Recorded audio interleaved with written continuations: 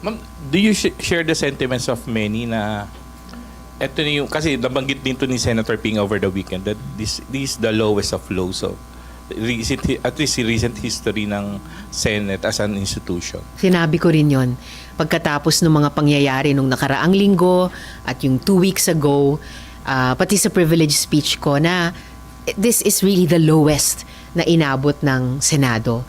Never, kahit nung martial law dictatorship, kahit nung mga coup attempts, never na nag-bulletproof vest, nag-armas ng long arms, nagkasa at nagpaputok ng arms na iyon sa loob nitong Senado. Kaya talagang parang nabastos yung dignidad ng institusyon at ng mamamayan. Kasi nga, itong Senado ay hindi naman amin. Stewards lang kami dito. Hindi namin ito bahay, hindi namin ito taguan.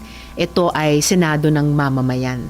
So, kailangan talagang iangat, itayo namin ulit ang Senado tulad ng dati at mahabang panahong pagtingin ng mga Pilipino sa kanya.